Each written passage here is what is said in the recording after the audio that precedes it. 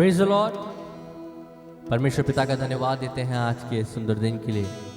एक बार फिर परमेश्वर ने लाइव आके परमेश्वर को आराधना चढ़ाने के लिए आप सबके साथ मिलके उसे आराधना चढ़ाने के लिए मौका दिया। उस जीवित प्रभु को धन्यवाद देते हैं।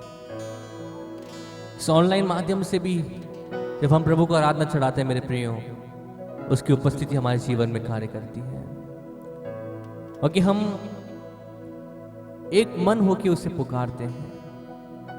जरूर हम दूर हैं, हम अलग अलग बैठे हैं, कोई बहुत किलोमीटर्स दूर बैठे हैं, लेकिन मेरे प्रियो वो परमेश्वर एक है और उसका आत्मा हर जगह विद्यमान है।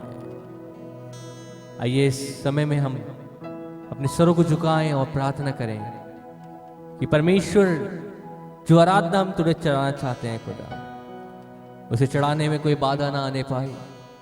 पवित्र आत्मा की उपस्थिति हमें मिले, उसका ताजा अभिषेक हमें मिले। आइए अपनी आंखों को बंद करें और हम प्रार्थना करें। अनुग्रहकारी दयालु स्वर्गीय पिता, बड़ी विनम्रता के साथ अपने सर को झुकाए हम तेरे पास आते हैं। धन्यवाद देते हैं खुदा तेरे प्रेम और तेरी दया और तेरी करुणा के लिए जिससे हम जीवित हैं। प्रभु हम तेरे पास आके तुझसे प्रार्थना करते हैं। आज की इस सभा को हम तेरे हाथ में सौंपते हैं, तेरी अगुवाई को मांगते हैं। परमेश्वर पिता हमसे बातचीत करे प्रभु खुदा, हम तुझे वो आराधना छुड़ाने पाए जिसके तू योग्य है। हम तेरी वैसे महिमा करना चाहें जैसा तू हमारे जीवन से चाहता है। प्रभु हमसे बातचीत कर। परमेश्वर हम तुझसे प्रार्थना करते हैं, तेरी दया और तेरी करुणा हमारे जीवन में बनी रहे। जितने लोग इस समय हमारे साथ जुड़े हुए हैं या जुड़ने जा रहे हैं, हर एक के लिए तुझसे आशीष चाहता हूँ। हर एक के जीवन में तेरी सामर्थ कार्य करे। पवित्र आत्मा की अगुवाई को मांगता हूं, तेरे नियंत्रण को चाहता हूं। धन्यवाद देते हैं परमेश्वर इस समय के लिए।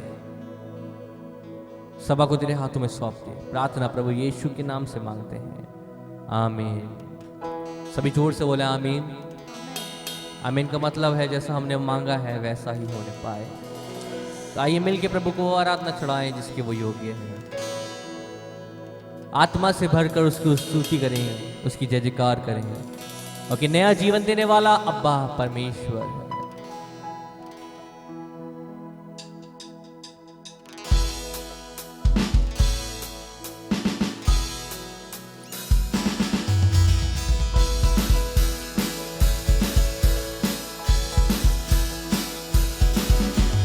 मन मंदिर में यीशु आया, मन मंदिर में यीशु आया, दिल मेरा खुशियों से भर गया।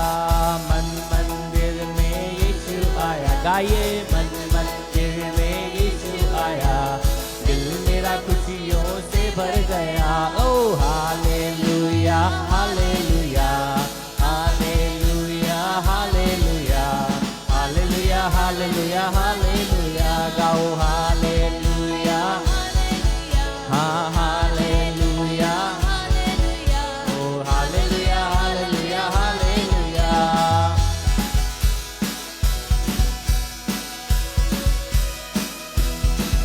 हाँ जब से आया यीशु मन में मेरे, दूर हुए गम दिल से मेरे। गाइए जब से आया यीशु मन में मेरे, दूर हुए गम दिल से मेरे।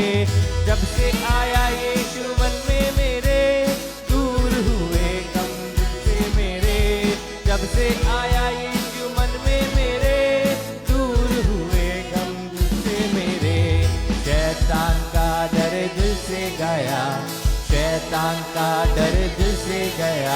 हाँ दिल मेरा खुशियों से भर गया। ओ शैतान का डर दिल से गया, शैतान का डर दिल से गया, दिल मेरा खुशियों से भर गया।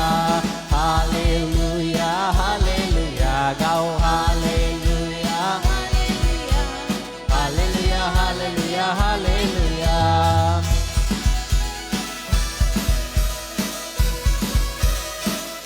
ताली बजाते हुए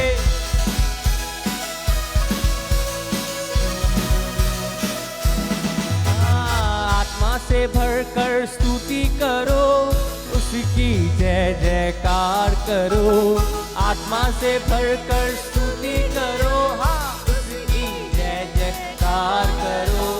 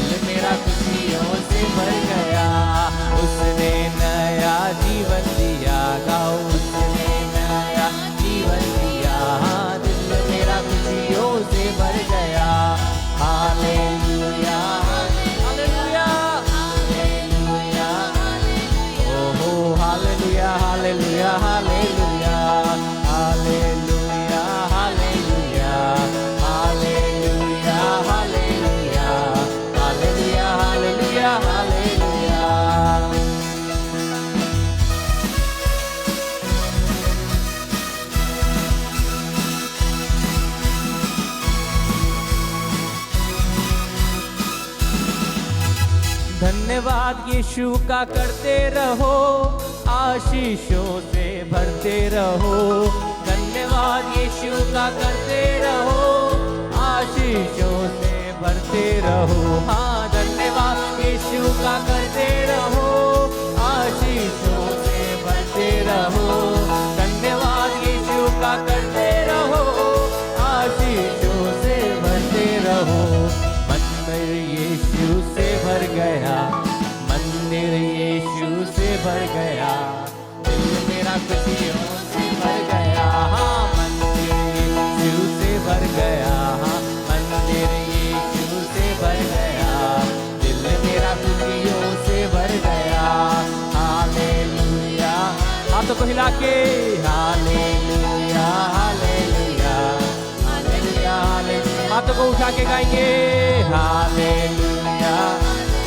ओ गाओ hallelujah hallelujah hallelujah hallelujah hallelujah, गाओ hallelujah hallelujah hallelujah hallelujah hallelujah hallelujah.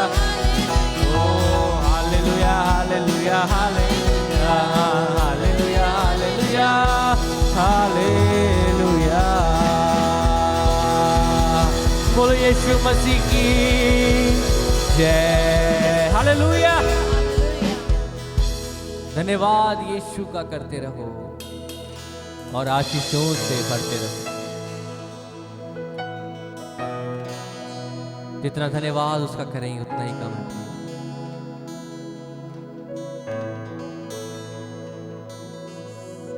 आइए अपनी आंखों को बंद करके उसकी आराधना में खो जाए। आराधना होए प्रभु, सूचा है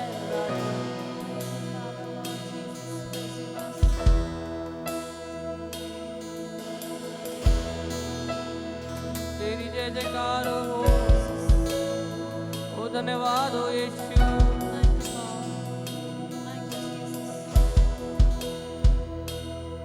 सीने से लगाएगा संकट सब मिटाएगा। सीने से लगाएगा संकट सब मिटाएगा। एक माँ की तरह प्रभु शांति देता है। एक माँ की तरह यीशु शांति देता है। कभी ना छोड़ेगा, कभी ना त्यागेगा, कभी ना छोड़ेगा, कभी ना त्यागेगा। एक माँ की तरह यीशु शांति देता है। एक माँ की तरह, एक माँ की तरह यीशु शांति देता है। मेरे लिए वो मरा, मेरे पाप सब उठा लिया। मेरे लिए वो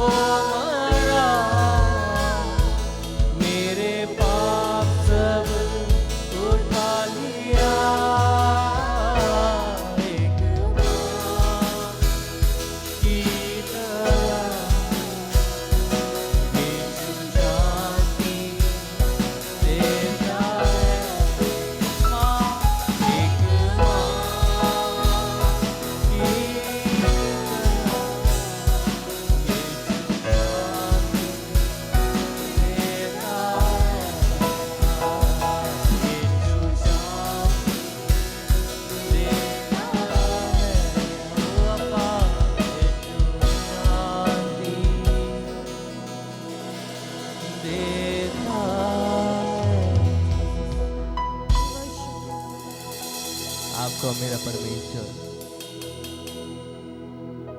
शांति से भरने वाला है। वो शांति का दाता है, आनंद का दाता है।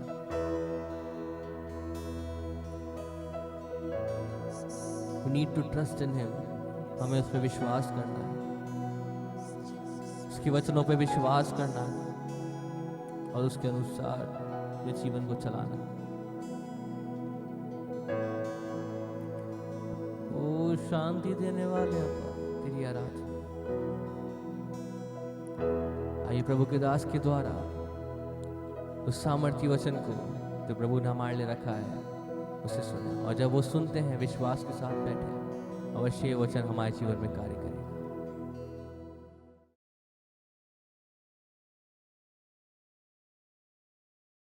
Mount Carmel church Ajmer YouTube channel के अंदर आप सभी प्रभु के दास दासियों को, दर्शकों को, सब्सक्राइबर्स को जल्द आने वाले प्रभु यीशु मसीह के मधुर और मीठे नाम में आज की सत्संग में हम स्वागत करते हैं।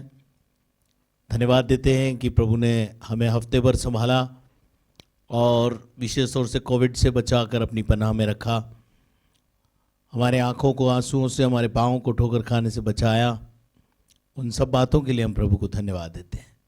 प्रिय सत्संग में शामिल हुए सारे लोगों, प्रभु यीशु मसीह के मधुर मीठे नाम में आप सबको आज एक और बार स्वागत करते हैं। और इस समय हम परमेश्वर के वचन में से लूका रचित सुसमाचार उसका 12वां अध्याय और उसके 35 पद से लेकर 40 पद तक पढ़ेंगे और परमेश्वर के वचन में से आज सुनेंगे कि परमेश्वर का वचन हमें क्या कहता है। तुम्हारी कमरें बंधी रहें और तुम्हारे दिए जलते रहें, और तुम उन मनुष्यों के समान बनो जो अपने स्वामी की बाट देख रहे हो कि वह विवाह से कब लौटेगा, कि जब वह आकर द्वार खटखटाए तो तुरंत उसके लिए खोल दे। धन्य है वह दास जिन्हें स्वामी आकर जागता पाए। मैं तुमसे सच कहता हूँ कि वह कमर बांधकर उन्हें भोजन करने को बैठाएगा और पास आकर उनकी सेवा करेगा। यदि वह रात के दूसरे पहर या तीसरे पहर में आकर उन्हें जागते पाए तो वे दास धन्य हैं। परंतु तुम यह जान रखो कि यदि घर का स्वामी जानता कि चोर किस घड़ी आएगा तो वह जागता रहता और अपने घर में सेंध लगने न देता। तुम भी तैयार रहो, क्योंकि जिस घड़ी तुम सोचते भी नहीं उसी घड़ी मनुष्य का पुत्र आ जाएगा। Praise the Lord. प्रभु को धन्यवाद। मेरे अजीजों, अभी कुछ दिनों पहले ना केवल पूरे भारत में लेकिन जहाँ जहाँ हमारे भारतीय लोग रहते हैं उन सभी ने 2 त्योहारों को मनाया। पहला है दशहरा और दूसरा है दिवाली। और दिवाली पे भरपूर दिए जलाए, रोशनी का खेल खूब आराम से हमने किया, दियों को जलाया।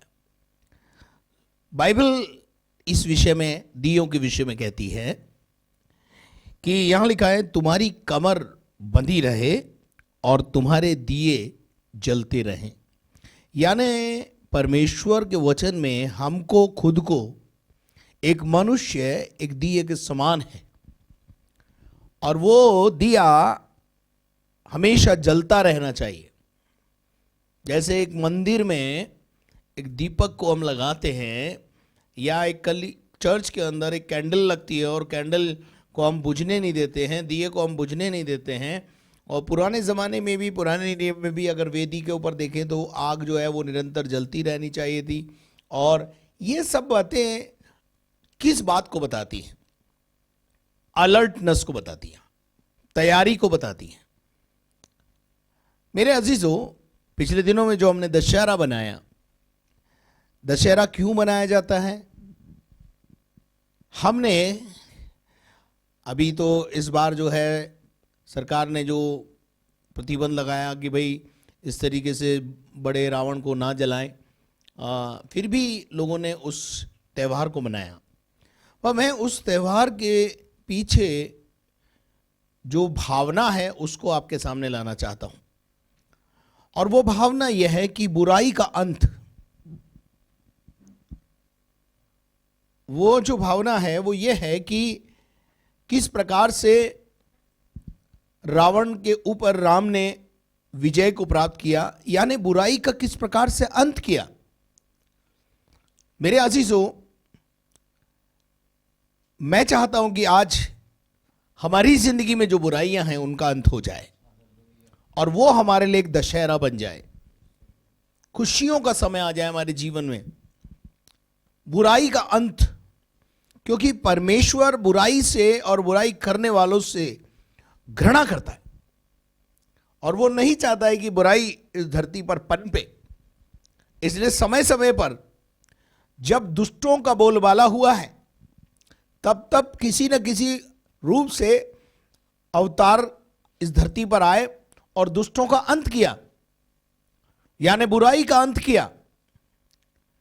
तो हम देखते हैं कि उस जमाने हमने दशहरा इसलिए बनाया कि उस दिन रावण नाम का जो एक व्यक्ति है, जो बुराई का एक तरीके से प्रतिबिंब है, उसका अंत हुआ, बुराई का अंत हुआ।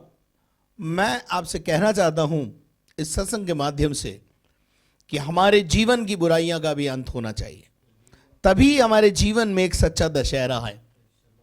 हम इस त्योहार से भी किसी भी बात से हमको जो शिक्षा मिलती है हमको लेना चाहिए और हम बुराई के अंत को करें, अपने जीवन में बुराइयों को ढूंढें और उनका पुतला बनाकर जलाएं, उनको खत्म करें अपने जीवन से, उनको राख में तब्दील करें, उनको भस्म में तब्दील कर दें, हमारे जीवन से बुराइयां खत्म हो जाए। तो यह मुख्य उद्देश्य इस त्योहार का होता है और इस त्योहार से हमें यही शिक्षा लेनी चाहिए कि जिस प्रकार से रावण का अंत हुआ, हमारे अंदर भी जो बुराइयां हैं उनका अंत होना है, तभी हमारे जीवन में दशहरा है। नंबर 2, अभी हमने बनाई दिवाली। हम दिवाली क्यों मनाते हैं, उसके पीछे एक बहुत बड़ा कारण है। राजा दशरथ के बेटे राम क्यों अपने पिता की एक आज्ञा के ऊपर 14 साल के लिए राजपाट छोड़कर जंगल में चले गए और उनके साथ उनकी पत्नी सीता और उनका भाई भी उनके साथ हो लिया। तो मेरा कहने का अर्थ यह है, केवल उसके पीछे उद्देश्य क्या था। मेरे अजीजों, उस वनवास को भुगतने का, वन में जाने का, चुपचाप उस आज्ञा को पालन कर लेने का उद्देश्य यह था कि वो ये चाहते थे कि मेरे राज्य में शांति बनी रहे, मेरे घर में शांति बनी रहे और मेरे पिता के जीवन में भी शांति बनी रहे। और इस शांति को बनाए रखने के लिए 14 साल का वनवास उन्होंने जाना तय किया। मेरे अजीजों, जब वो 14 साल का वनवास को पूरा करने के बाद जब अपनी नगरी में वापस लौटे तो उनका भव्य स्वागत किया गया और उनके आगमन की तैयारी में, एक आज्ञाकारी पुत्र के आगमन की तैयारी में, एक आज्ञाकारी बहू के आगमन की तैयारी में, ये जो दिए जलने का कार्यक्रम है, ये जो सफाई का कार्यक्रम है, ये पूरे नगर में हलचल हुई, खुशी मनाई गई कि एक ऐसा बेटा भी है जो इतनी आज्ञा का पालन करता है। मैं आपसे पूछना चाहता हूं, क्या हम इस नक्शे कदम पर चलते हैं? क्या हम अपने घर में शांति बनाए रखने के लिए कुछ सैक्रिफाइस करते हैं, कुछ बलिदान करते हैं, कुछ बातों को सुनकर अनसुनी करते हैं? अपने घर में शांति बनाए रखने के लिए हम कोई प्रयास नहीं करते, देश में शांति बनाए रखने के लिए क्या प्रयास करेंगे? हमारे समाज में शांति बनी रहे उसके लिए हम क्या प्रयास करेंगे? हम अपने परिवार की शांति नहीं बनाए रख सकते। और फिर हम बहुत जोरदार धूमधाम से इस त्योहार को मनाते हैं। मैं तो हमेशा ऐसा कहता हूं कि इस त्योहार को मनाने का अधिकार केवल उसे है जिसने साल भर अपने माता पिता की आज्ञाओं का पालन किया हो, अपने घर में शांति बनाए रखने का प्रयास किया हो। हाँ, अगर आपने ऐसा किया है तो जरूर आप इस त्योहार को मनाएं, लेकिन अगर आपने ऐसा नहीं किया है तो मैं समझता हूं कि आपके पास वो अधिकार नहीं है। हमें सीखना है, हमें अनुसरण करना है। अब यहां पर परमेश्वर के वचन में प्रभु यीशु मसीह भी ये कहते हैं कि तुम्हारी कमर बंधी रहे। कमर बांधने का मतलब यह है कि हर उस बात को, हर उस आज्ञा को पालन करने के लिए आप तैयार रहें। किसी भी काम को करने के लिए जब आपसे कहा जाए तो उस काम को करने के लिए आप तैयार रहें। मेरे अजीजों, जितने सुनने वाले हो, मैं उनसे कहना चाहता हूं, क्या आपकी कमर बंधी हुई है कि आपको आज्ञा मिलेगी और आप उस काम को करेंगे?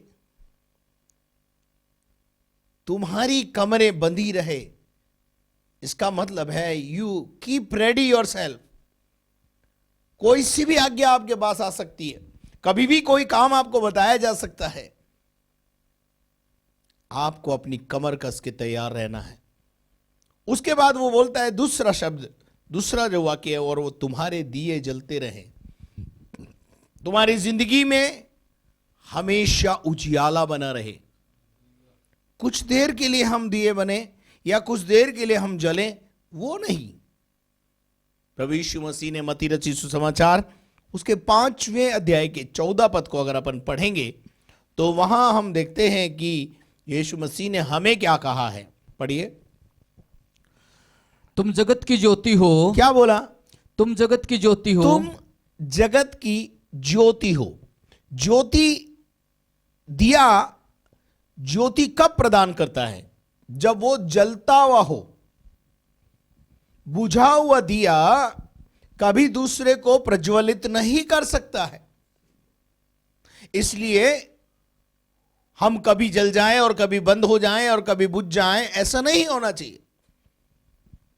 हमारे लिए प्रतिदिन हमारे जीवन में उत्साह से भरे हुए रहना है। हमको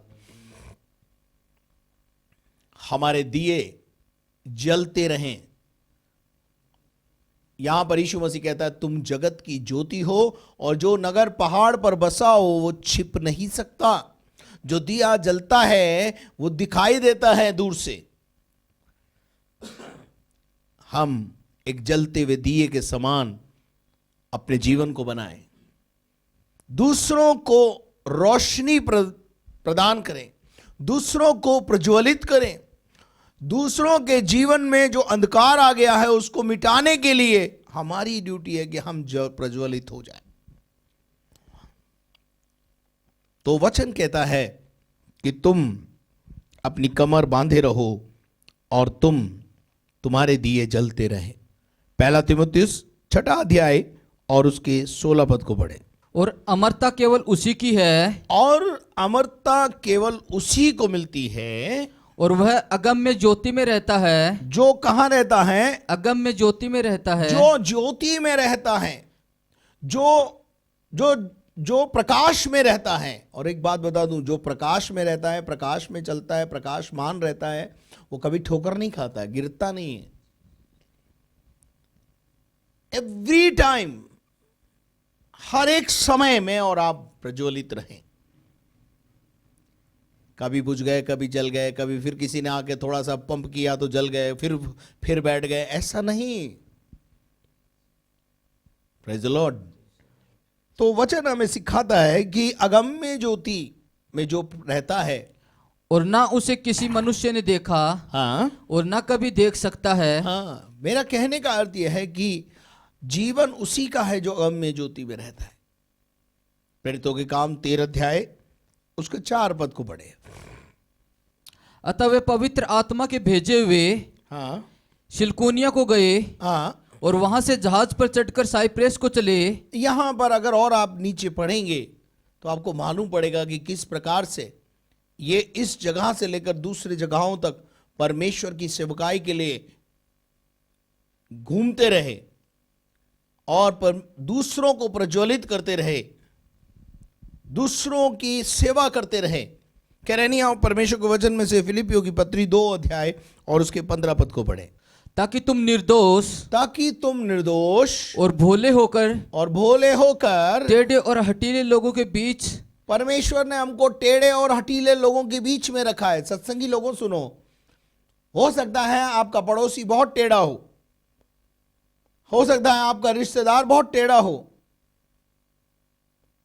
सकता है आपके घर में रहने वाले लोग टेढ़े हो सकता है आपकी पत्नी, आपका पति टेढ़ा हो, लेकिन उन टेढ़े लोगों के बीच में परमेश्वर ने हमको परमेश्वर की निष्कलंक संतान बने रहने के लिए रखा है, ताकि वो लोग हमारे को देखें। जिनके बीच में तुम जीवन का वचन लिए हुए, बीच में तुम किसका वचन लिए हुए हो? जीवन का वचन लिए हुए, वचन के लिए हुए हो। और जो परमेश्वर का वचन अपने हाथ में लिया हुआ है, उसके लिए लिखा है जगत में जलते दीपकों के समान दिखाई देते हो। Praise the Lord. जो वचन लिए घूमते हैं, जिनके हाथों में परमेश्वर का वचन है, जिनके होठों पर परमेश्वर का वचन है, जो अपने जीवन में जिंदगी को लेकर के घूमते हैं, जो अपने जीवन के अंदर प्रकाश को लेकर घूमते हैं, वो जलते हुए दीपकों की नाई दिखाई देते हैं। Praise the Lord. परमेश्वर के वचन में तारे जो होते हैं ना, एक स्वाभाविक नेचर यह है कि तारे हमेशा रात में दिखते हैं, लेकिन इस धरती पर बहुत सारे तारे दिन में भी दिखते हैं। और वो तारे कौन है? दानियल की पुस्तक 12वां अध्याय और उसके 3 पद को पढ़े। तब सिखाने वालों की चमक आकाश मंडल की सी होगी, और जो बहुतों को धर्मी बनाते हैं, यानी धर्म के मार्ग पर लाते हैं, अच्छे रास्ते पर लाते हैं, वे सर्वदा जो लोगों को बुराई से पीछा छुड़ा देते हैं, जो लोगों को जीवन प्रदान करते हैं, जो लोगों को अंधेरे से ज्योति में लेकर के आते हैं, उनके लिए लिखा है वे सर्वदा तारों के समान प्रकाशमान होंगे। वो तारे दिन में भी दिखते हैं। एक तारे होते हैं जो रात में ही दिखते हैं, पर बहुतों को धर्मी बनाने वाले, बहुतों को रास्ता दिखाने वाले दिन में भी चमकते हैं। Praise the Lord. सो परमेश्वर के वचन में से इफिसियों की पत्री 5 अध्याय उसका 8 पद पढ़ो। मैं कुछ आयतें आपको देकर आगे बढ़ना चाहता हूं। क्योंकि तुम तो पहले अंधकार थे, परंतु अब प्रभु में ज्योति हो। अब पहले तुम क्या थे? अंधकार थे। जब हम सत्संग में नहीं आते थे, हम प्रभु को नहीं जानते थे, परमेश्वर से हमारा कोई लेना देना नहीं था, हम बुझे हुए दिए के समान थे। हमसे किसी को, दूसरों को भी कोई लाभ हो ही नहीं सकता था। एक बुझे हुए दिए से दूसरे व्यक्तियों को कोई लाभ नहीं हो सकता जब तक कि वो जले ही नहीं। और जब वो जलता है तो दूसरों को लाभ पहुंचाता है, खुद अपने आप का अस्तित्व बिगाड़ देता है। मोमबत्ती जो होती है ना, और जो दिया होता है, दिए में जो बाती होती है, वो जब अपना अस्तित्व बिगाड़ती है ना, तब जाकर के दूसरों को जिंदगी मिलती है, दूसरों को रोशनी मिलती है। आप अपना अस्तित्व बनाने के चक्कर में मत रहो। अपना अस्तित्व खत्म करके एक जलता हुआ दिया दूसरों को प्रकाशित करता है। हालेलुया। मेरे अजीजों, परमेश्वर का वचन कहता है पहले तुम अंधकार में थे, पर अब प्रभु में ज्योति हो। अब तुम प्रभु में क्या बन गए हो? ज्योति बन गए हो, जलता हुआ दिया बन गए हो। और ज्योति की संतान की नाई अब चलो, तुम ज्योति हो। दूसरों को प्रकाशमान करने के लिए तुम्हारी जिंदगी का चुनाव हुआ है। क्या आप मेरे साथ हैं? क्या आप मेरी बात को समझ रहे हैं? परमेश्वर के वचन में लिखा है, पहला थिस्सलुनीकियों 5 अध्याय उसका 5 पद पढ़े। पहला थिस्सलुनीकियों 5 का 5। क्योंकि तुम सब ज्योति की संतान, और दिन की संतान हो। किसकी संतान है? हम ज्योति की संतान है। हम अंधकार की संतान नहीं है, हम ज्योति की संतान है। और हम ना रात के हैं हम ना रात के हैं न अंधकार के हैं। ना अंधकार के हैं। अब अंधकार से हमारा कोई नाता छूता नहीं है। हालेलुया। हम खुद जल रहे हैं। एक जलता हुआ दिया जो होता है, एक मोमबत्ती जो होती है, वह अपना अस्तित्व बिगाड़ती जाती है लेकिन दूसरों की जिंदगियों को बनाती जाती है। हालेलुया। दूसरों के लिए प्रकाश का कारण बनती है। बहुत सारे स्टूडेंट उसमें पढ़ाई करके एमएलए, एमपी, एसपी, डीएसपी, बड़े बड़े अधिकारी, बड़े बड़े मंत्रीगण बन जाते हैं। लेकिन याद करो उस मोमबत्ती को, उस दिए को जिसने अपना अस्तित्व जलाकर आपको जिंदगी दी है। हालेलुया। Keep ready. अपने आप को खत्म करने के लिए आप तैयार रहें ताकि दूसरे लोग खुशी पाएं। हालेलुया। परमेश्वर का वचन कहता है हर समय हम तैयार रहें। और 36 पद को पढ़ेंगे। और तुम, लूका 12:36 हमारे मूल वचन। और तुम उन मनुष्यों के समान बनो, उन मनुष्यों के समान बनो जो अपने स्वामी की बाट देख रहे हो, जो स्वामी की बाट जो रहे हो, जो प्रभु की बाट जो रहे हो, अपने मालिक की बाट जो रहे हो।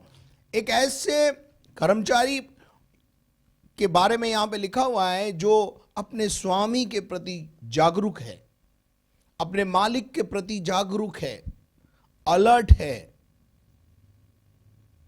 जो स्वामी उसे काम बता के गया है उस काम को करने में वो रेडी है। मेरे अजीजों, हमारे को ये बहुत जरूरी है ये बात सीखना।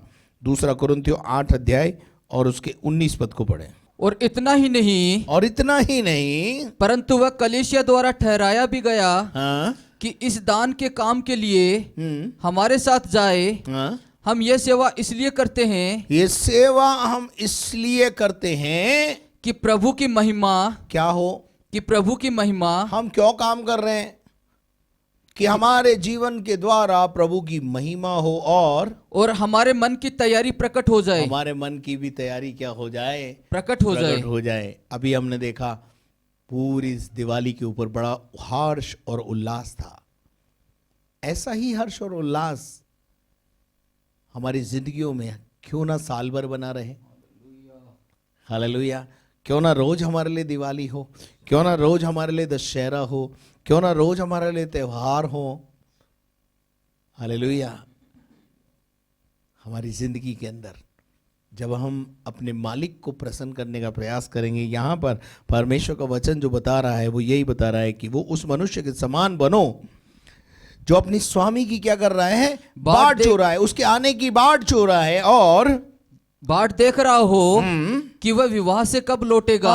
किसी विवाह में वो गया हुआ है और वो वापस जब लौटेगा तो कि जब वह आकर द्वार खटखटाए, जब वो द्वार खटखटाए तो तुम्हें सोता हुआ नहीं पाए तो तुरंत और उसके लिए आप खोल मुझे दे। बताइए, अगर आप रात को 2 बजे कहीं से आए हैं और आपने किसी को नियुक्त किया है और वो जो है अगर नहीं जागता है तो आपको कितना क्रोध आएगा।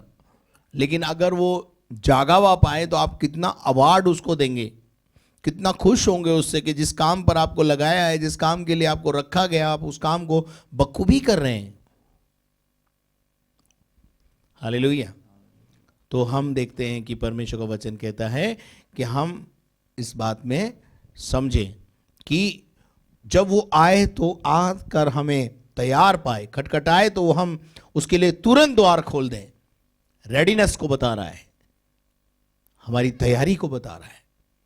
आगे, धन्य वे दास जिन्हें स्वामी आकर जागता पाए। हाँ, धन्य है वो विश्वासी, धन्य है वो सत्संगी जो अपने स्वामी को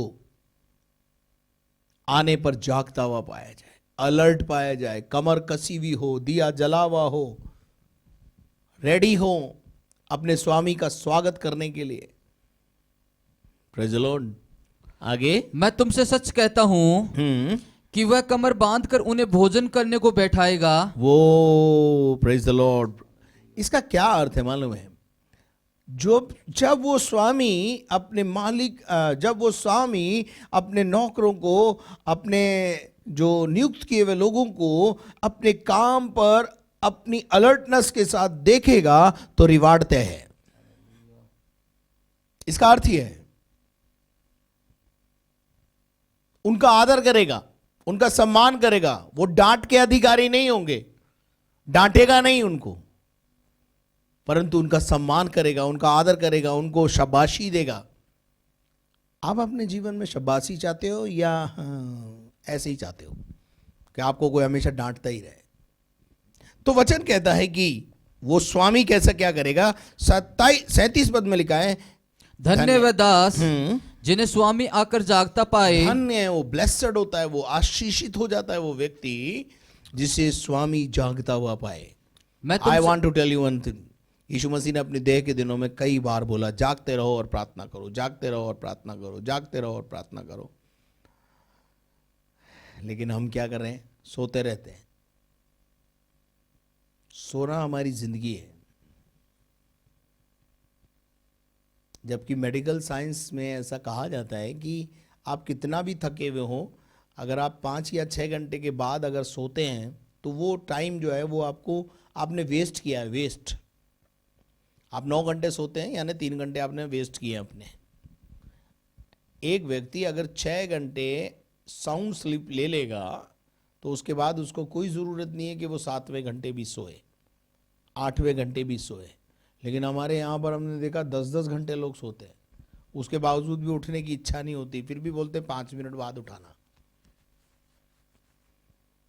देखा होगा आपने घर में बच्चों को अक्सर बोलते हैं, मम्मी बोलती उठो बेटा, तो आवाज अंदर से आवाज आती है 5 मिनट। तो सोना हमारे जीवन के लिए बहुत जरूरी हो गया है। और जो सोता है वो खोता है, जो सोता है वो खोता है, अपना भाग खो देता है वो। आगे, मैं तुमसे सच कहता हूं कि वह कमर बांधकर उन्हें भोजन करने को बैठाएगा और पास आकर उनकी सेवा करेगा। स्वामी क्या करेगा? उनसे खुश होने के बाद उनको अवार्ड देगा, उनको रिवार्ड देगा, उनकी सेवाओं का प्रतिफल देगा। इसका अर्थ यह है कि वो सेवाओं और वो जागने का जो प्रतिफल है वो अब उनको मिलेगा। अगर आप सोए हुए पाए गए तो डांट के अधिकारी हो, आप जागते हुए पाए गए तो प्रतिफल पाने के अधिकारी हो। आज शाम मैं आपसे पूछना चाहता हूं, आप अपनी जिंदगी में अभी भी सो रहे हो या जागे हुए हो? देखिए, एक जगह परमेश्वर के वचन में इफिसियों की पत्री 5 अध्याय और उसके 14 पद में एक बात लिखी है। देखिए, पढ़िए क्या लिखा है। इस कारण वह कहता है, हे सोने वाले जाग, हे सोने वाले जाग, हे सोने वाले जाग। सो गया है आदमी, जागने के लिए प्रभु का वचन कह रहा है, हे सोने वाले जाग और मुर्दों में से जी उठ। कहां पे जाके सो गया है? मुर्दों में। कहां जाके सो गया है? ये मुर्दों के बीच में जाकर सो गया है। इसका आत्मिक मीनिंग है, तो मसीह की जो मरे जो आदमी पाप करता है वो मरा हुआ है। जब हम परमेश्वर के वचन को नहीं जानते थे तो हम भी अपने अपराधों में और पापों में मरे हुए थे।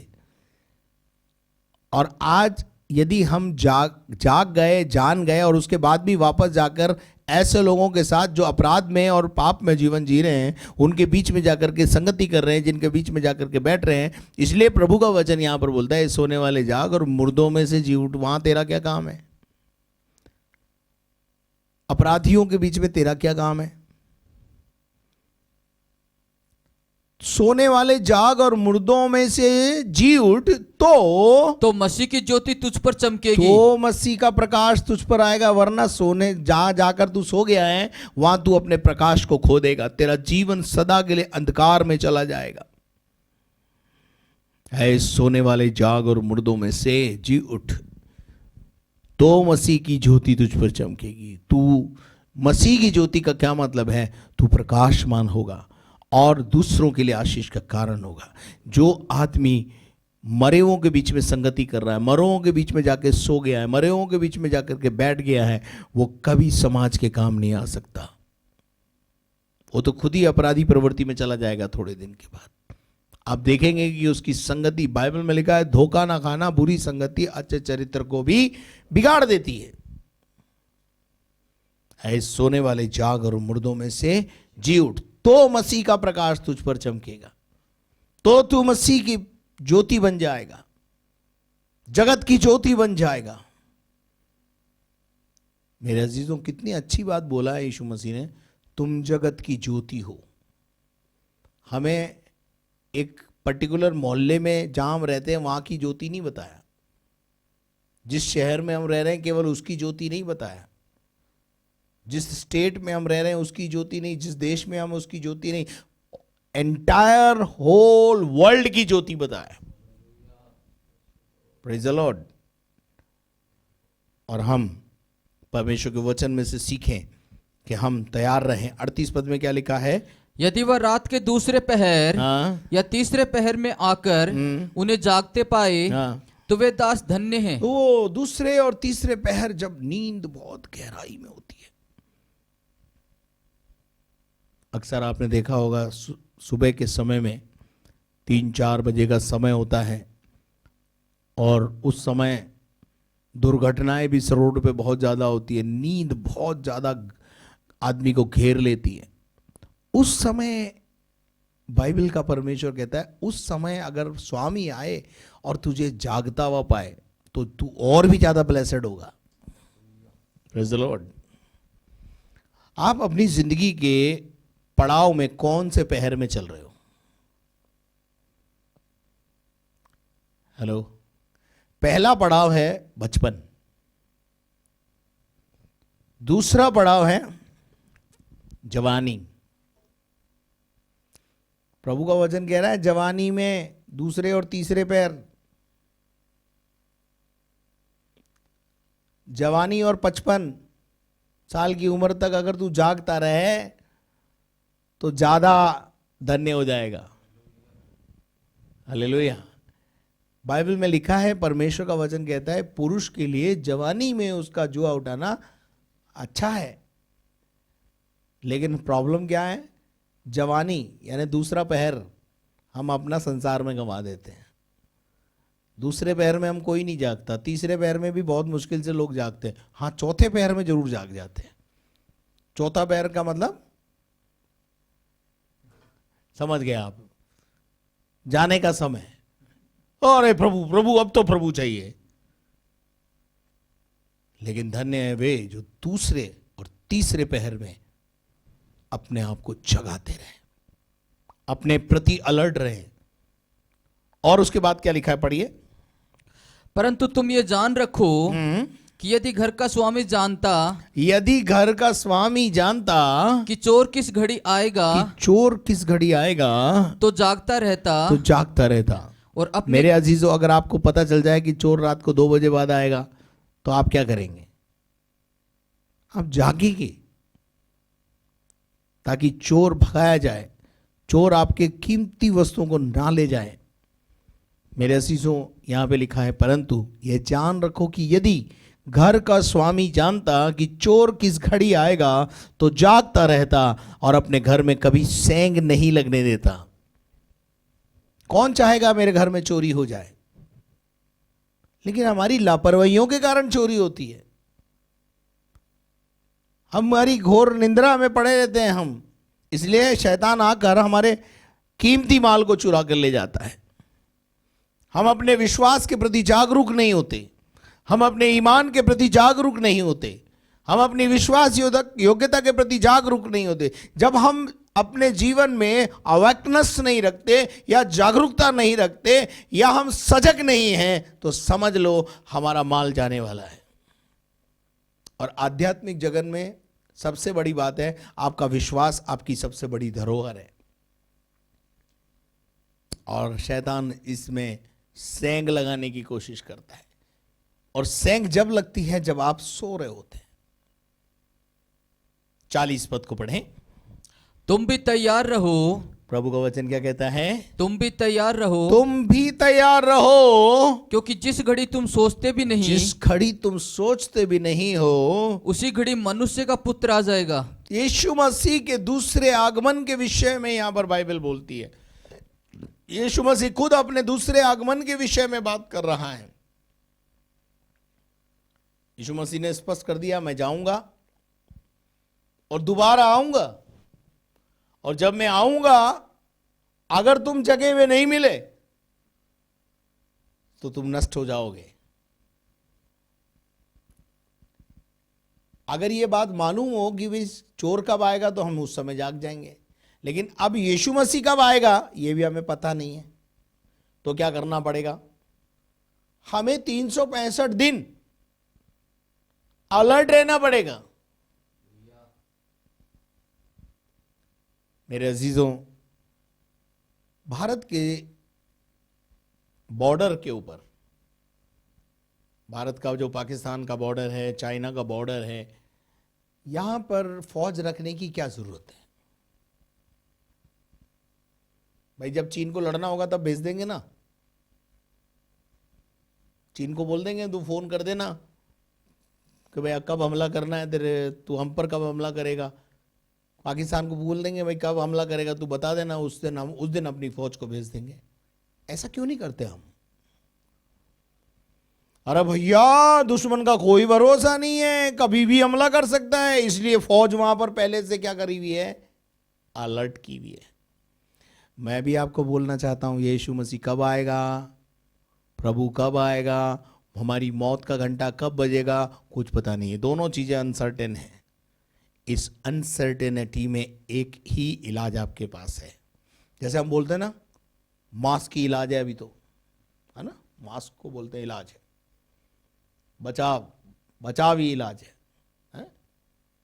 इसी प्रकार से मैं आपको बता रहा हूं, यीशु मसीह के दूसरे आगमन के विषय में रेडी रहना ही एक इलाज है। सोए और गए, कब प्रभु आ जाएगा, कब स्वामी आ जाएगा, कुछ पता नहीं है।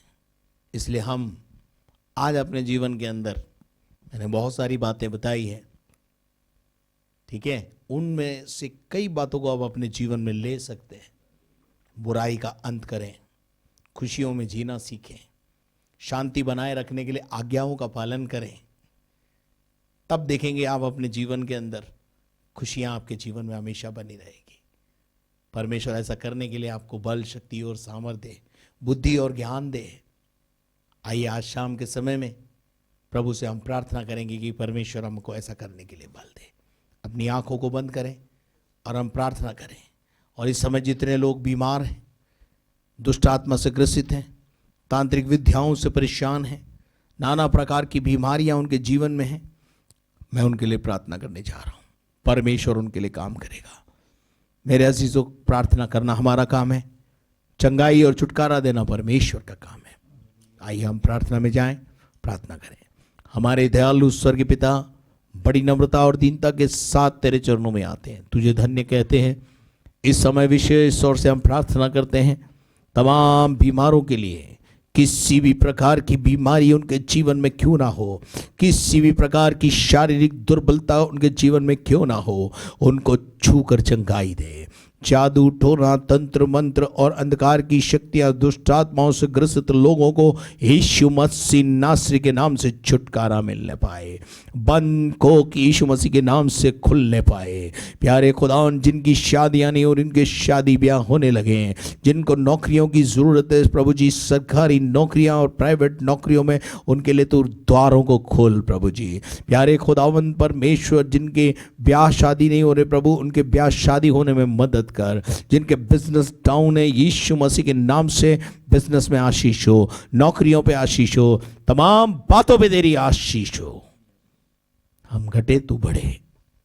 आज जिनके जन्मदिन है और जिनके आज मैरिज एनिवर्सरी है, उनको भी यीशु के नाम में हम आशीष कहते हैं और सारा आदर, मान, सम्मान, गौरव तुझे देते हैं। कोविड-19 से, कोरोना महामारी से ना केवल हमारे देश को लेकिन पूरे विश्व को छुटकारा दे। कलीसियाएं जल्द से खुलने पाए, ऐसी हमारी आपसे प्रार्थना है। धन्यवाद देते तूने हमारी प्रार्थना को सुना है। सारा आदर, मान, सम्मान, गौरव तुझे देते हुए प्रार्थना को यीशु मसीह के नाम से मांगते हैं, आमीन। और अब हमारे खुदावंद यीशु मसीह का फजल, खुदा बाप की मोहब्बत, पाक रूह की रिफाकत और शराकत अब से लेकर हमेशा तक हम सबों के साथ और विशेष तौर से सभी सुनने वालों के साथ हमेशा तक होती रहे। सब बोले आमीन। God bless you. परमेश्वर आपको आशीष दे। मेरे अजीजों, यदि आपने हमारे चैनल को सब्सक्राइब नहीं किया है तो सबसे पहले आप उसे सब्सक्राइब करें, बेल आइकन को दबाएं और शेयर करें, लाइक करें। यदि आप अपने प्रार्थना के निवेदन हमें देना चाहते हैं, प्रार्थना टावर के नंबर स्क्रीन पर हैं। और यदि आप इस सेवा को और आगे बढ़ाना चाहते हैं, बने रहना चाहते हैं, कंटिन्यूस होती रहे वो सेवा के लिए, तो आप अपने आर्थिक सहयोग को भी हमारे को दे सकते हैं। आपका आर्थिक सहयोग हमारे लिए बहुत ज़रूरी है, तो उसके लिए स्क्रीन के ऊपर आपके बैंक डिटेल्स हैं। Thank you very much. May God bless you. कल रविवार का दिन है और सुबह 9 बजे और शाम 4:30 बजे शिरकत हासिल करना ना भूलें। Thank you very much. May God bless you.